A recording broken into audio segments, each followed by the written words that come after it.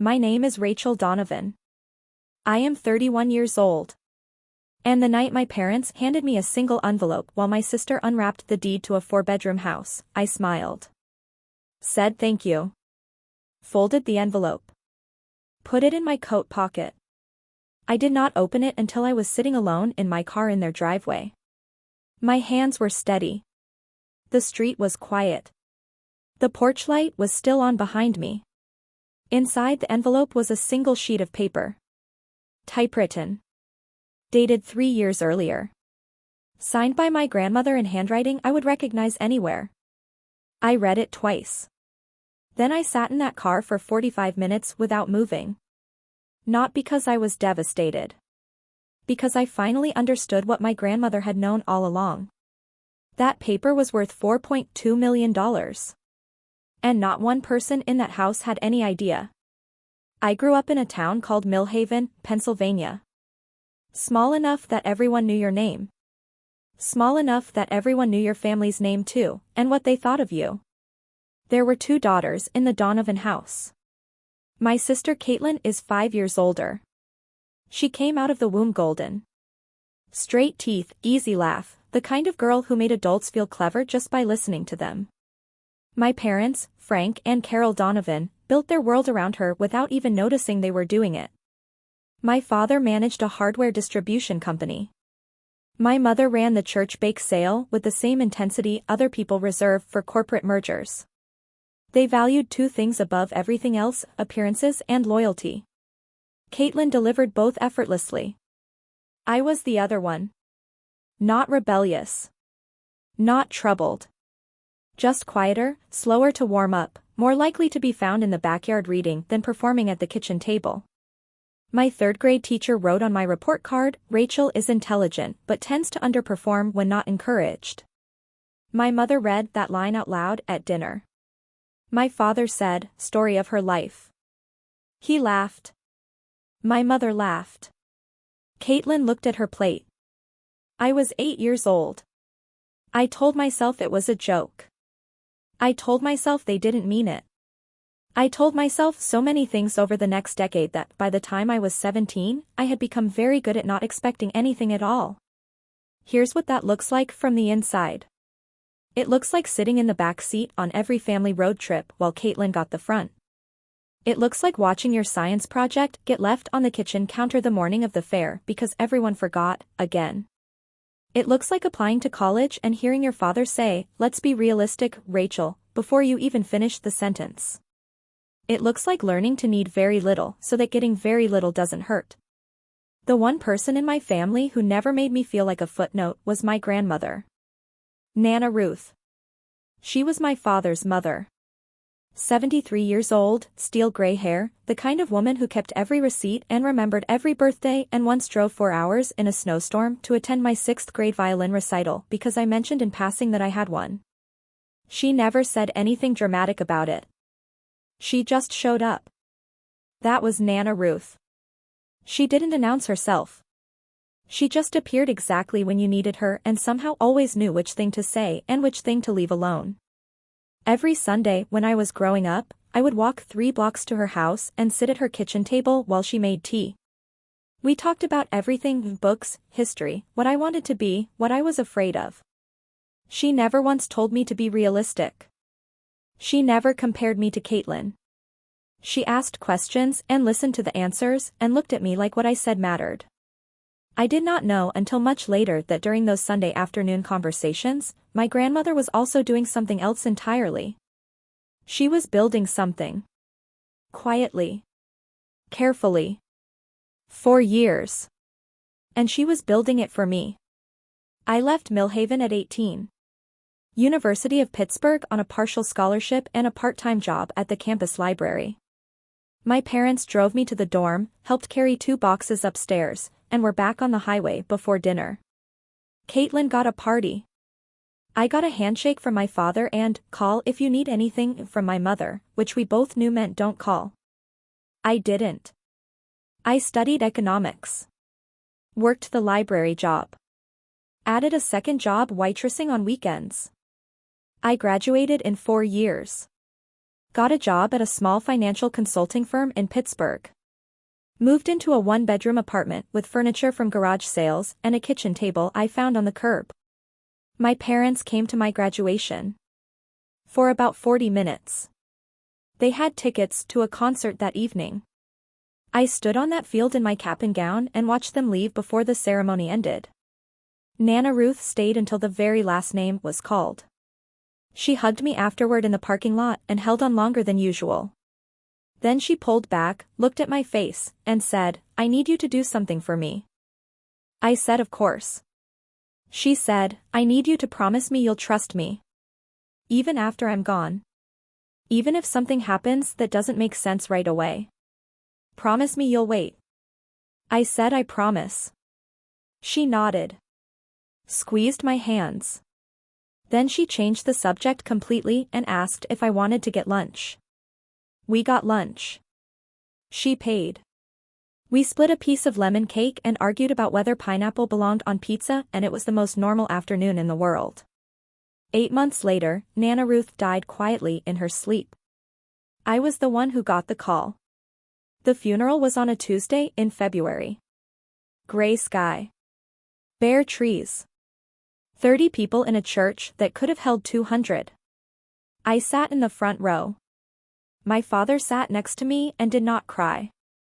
My mother dabbed at her eyes with a tissue she had already used. Caitlin kept checking her phone. I read the eulogy because no one else offered. The will reading was 2 weeks later. My father's attorney, a man named Gerald Marsh, gray suit, wire-rimmed glasses, read through everything in a flat, professional voice.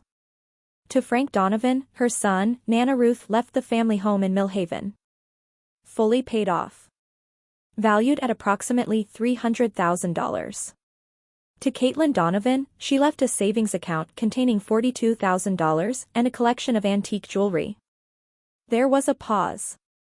Gerald Marsh looked up from the document. Looked at me.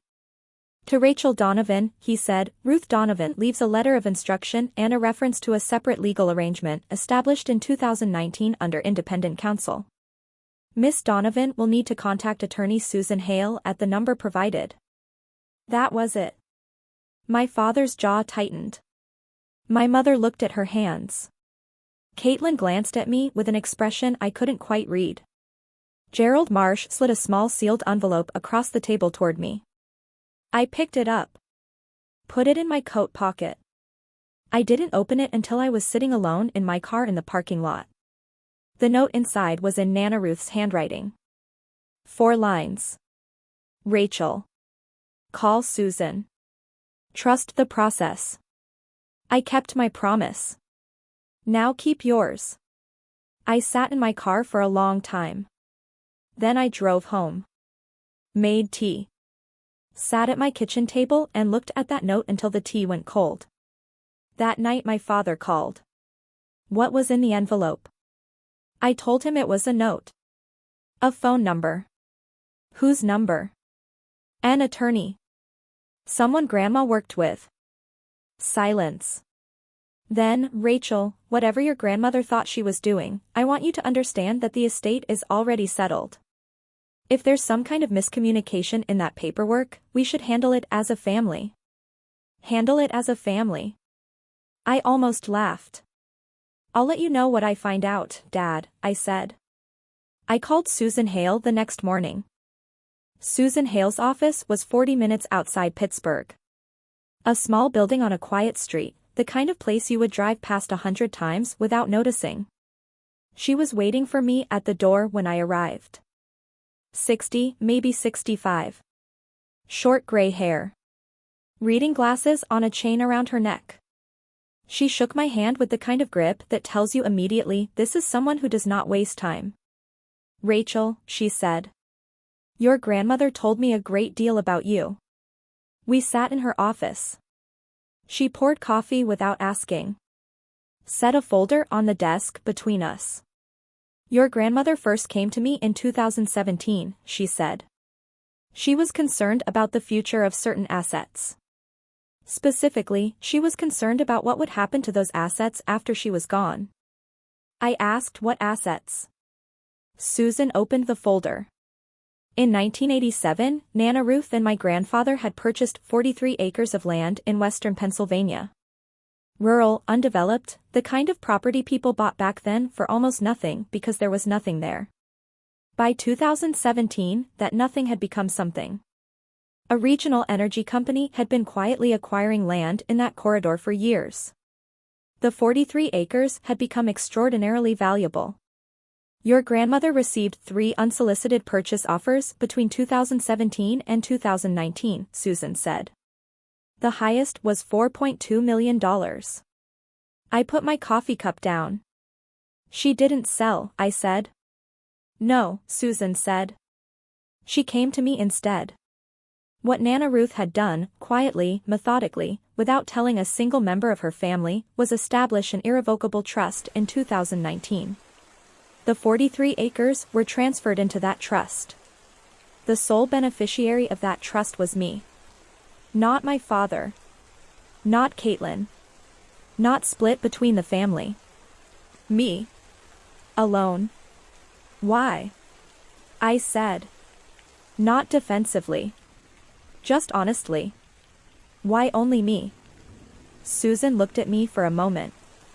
She said, and I am quoting directly from our first meeting, Frank will sell it the moment he gets his hands on it.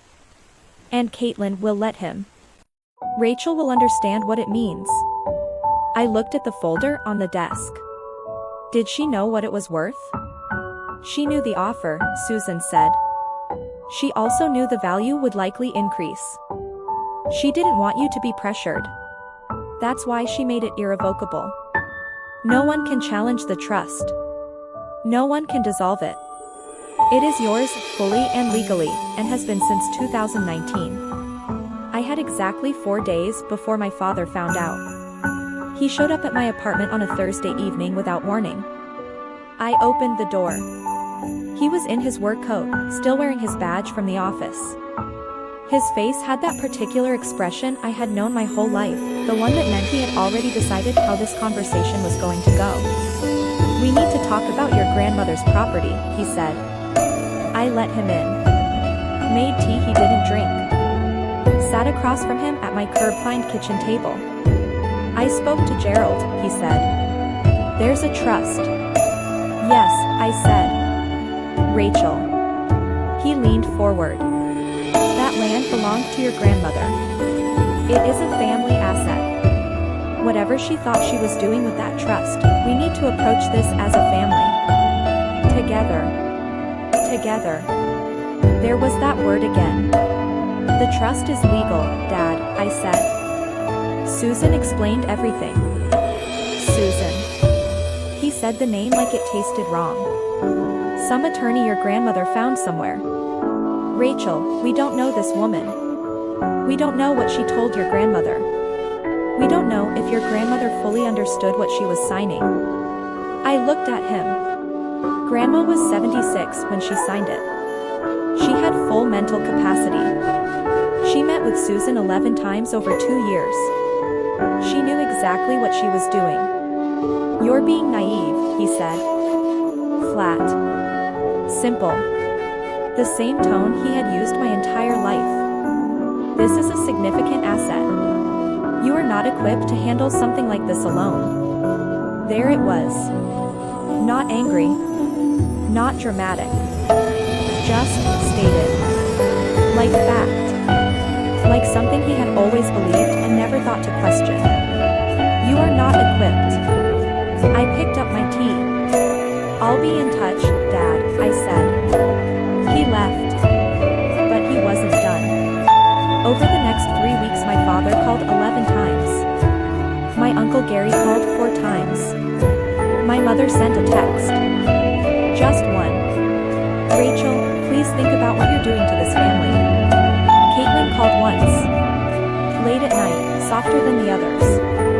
Rach, I don't actually care about the money, she said. Dad is really upset. Can you maybe just talk to him?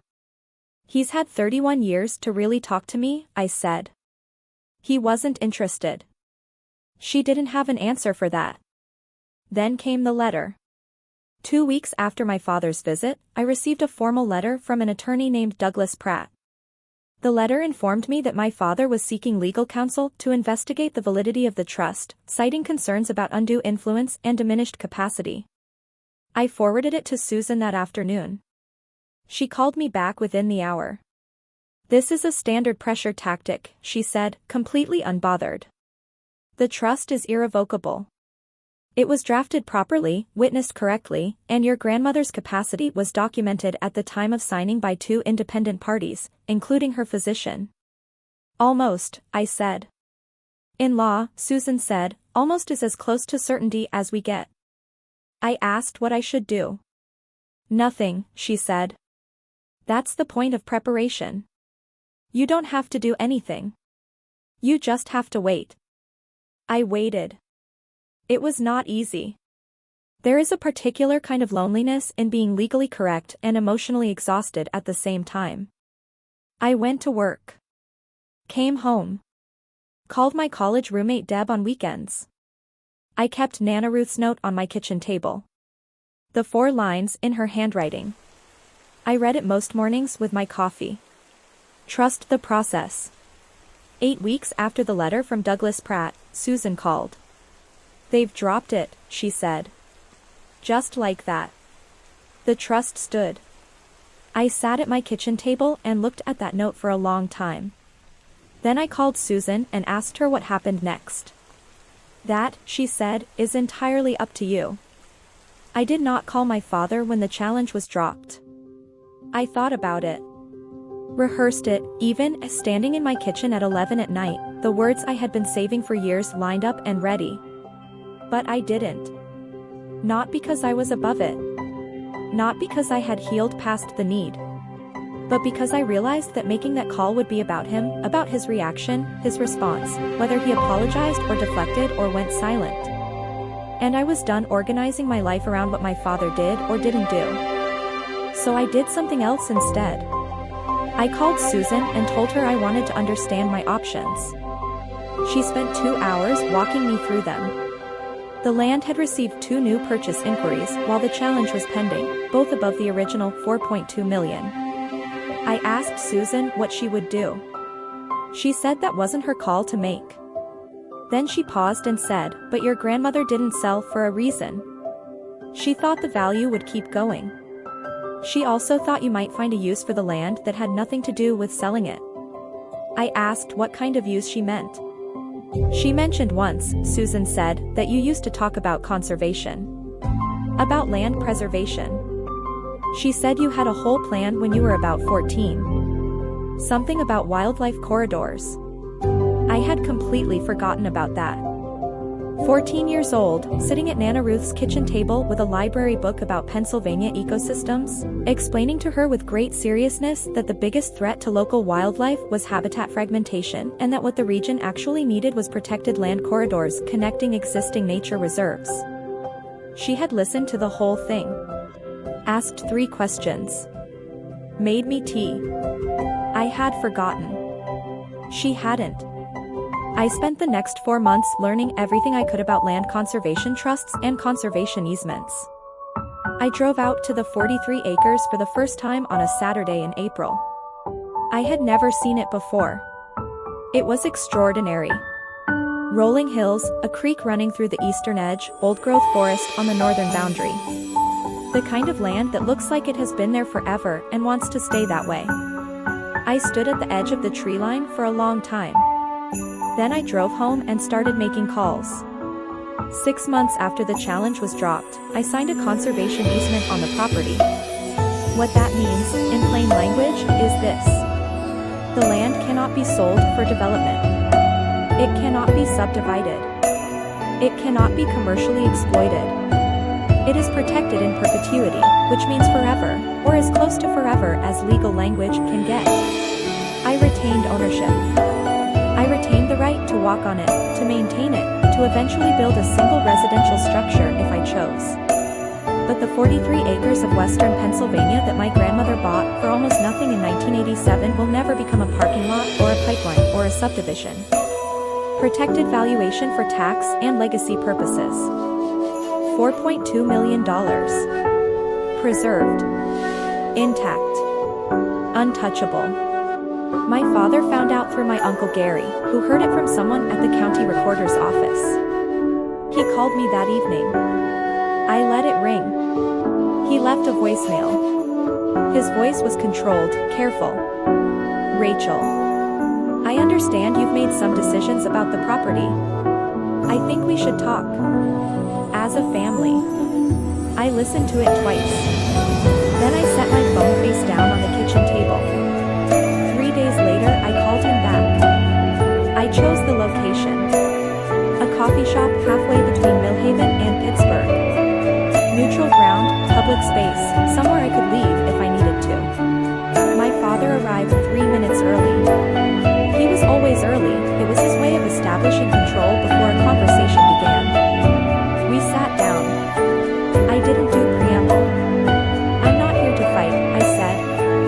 I'm here because you're my father and I think you deserve to hear this directly instead of through Gary. He nodded. Said nothing. Grandma left me the land because she trusted me with it. Not because she was confused. Not because Susan manipulated her. Because she knew what would happen to it if she left it to you. His jaw tightened. She was right, I said. Not cruelly. Just clearly. You would have sold it. You would have split the money and it would have been gone in 5 years and no one would have anything to show for it. She didn't want that. She wanted something to last. Rachel. I'm not finished. He closed his mouth. In 31 years, I had never said that to him. I signed a conservation easement. The land is protected. It cannot be developed. It will not be sold. That decision is made and it cannot be undone and I am not asking your permission or your approval. A long silence. I also want you to know something else, I said. I am not cutting you out of my life. But I am done organizing my life around what you think of me. I have been doing that since I was 8 years old and I am finished. My father looked at the table. His hands were around his coffee cup. His knuckles were white. I didn't know, he said finally. About the land. About any of it. I know you didn't, I said. Grandma made sure of that. Why? He looked up. And for the first time in my memory, the expression on my father's face was not certainty. It was something rawer. Why would she go around me like that? Because she knew what you'd say, I said quietly. She loved you. But she knew you. And she knew that if you found out about the land, you'd convince yourself you knew better. The same way you've always convinced yourself you knew better about me. He didn't argue. I called you the dumb one, he said. Almost to himself. You let people call me that, I said. There's a difference. But yes. He was quiet for a long time. I was wrong, he said. 3 words. Low. Cracked slightly at the center. The most honest thing I had ever heard him say. I didn't rush to forgive him. I didn't tell him it was fine. I know, I said finally. We sat there for another 40 minutes. We didn't resolve everything. We didn't hug. But we talked, actually talked, in a way I don't think we ever had before. He asked about the land. I showed him a photograph, the creek running through the eastern edge, the old-growth forest on the northern boundary. He looked at it for a long time. It's beautiful, he said. Yeah, I said. It is. Caitlin called me the following week. He said you were fair, she told me. That's the word he used. Fair. Coming from my father, I knew that was significant. Caitlin and I talked for an hour. It was not a perfect conversation. There were things between us and years of imbalance that a single phone call could not fix. But she asked questions. Real ones. About the land, about Nana Ruth, about what I was planning. I told her about the conservation easement. About the wildlife corridor. About the 14-year-old version of me sitting at Nana Ruth's kitchen table with a library book. She remembered that? Caitlin said. She remembered everything, I said. A pause. She really loved you, Caitlin said quietly. She loved all of us, I said. She just knew what each of us needed. My mother called in December. She asked if she could come see the land with me sometime. I said yes. We went on a Saturday morning in early January. Cold, clear, the kind of winter light that makes everything look like a photograph. She wore the wrong shoes for the terrain and I did not say anything about it. We walked the eastern boundary along the creek. At one point she stopped and looked out at the tree line and said, "Your grandmother would have loved this." She did love it, I said. She bought it 40 years ago. My mother looked at me. Something moved across her face, not quite guilt, not quite grief, but some combination of both. She always saw you, she said. From the time you were small. I used to think she just favored you to compensate. And now? I said. My mother looked at the creek. Now I think she just paid attention, she said. I didn't respond. Some things don't need a response. We walked back to the car in silence. She held my arm on the uneven ground because of the wrong shoes. I let her. My name is Rachel Donovan. I am 31 years old. My grandmother left me a piece of paper. My family left me out of everything for most of my life. Both of those things are true. The piece of paper turned out to be worth $4.2 million and 43 acres of the most beautiful land I have ever stood on. The being left out turned out to be something I survived and eventually, slowly, stopped needing to survive. I am not going to tell you I have forgiven everyone completely. What I have is something closer to clarity. An understanding of who my family is, what they are capable of, and what I can and cannot expect from them. And I have the land. Every few weeks I drive out there and walk the eastern boundary along the creek.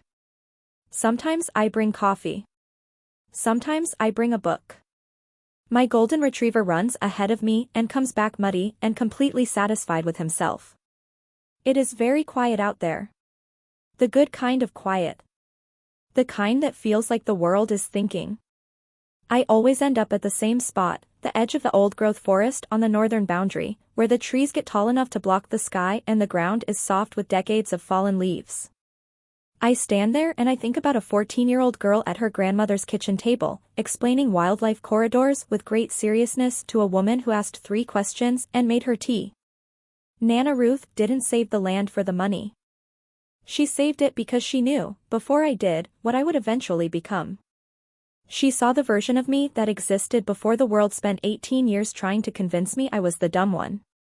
She held that version of me safe inside a legal document in a filing cabinet in a small office 40 minutes outside Pittsburgh. And she waited. She knew I would find my way there. She just made sure that when I did, there would be something waiting. If you are watching this and someone has spent years telling you what you are not smart enough, not capable enough, not the one worth betting on, I want you to hear this. There is always someone who sees you clearly. Sometimes it is a grandmother. Sometimes it is a friend. Sometimes it is a version of yourself you haven't met yet. Find that person. Or become them. And whatever you build, whatever you protect, whatever you refuse to let go of, don't sell it. Not for pressure. Not for approval. Not for the version of peace that is really just someone else's comfort dressed up as resolution. Hold it. Because the people who told you it wasn't worth anything? They were never looking at the right thing.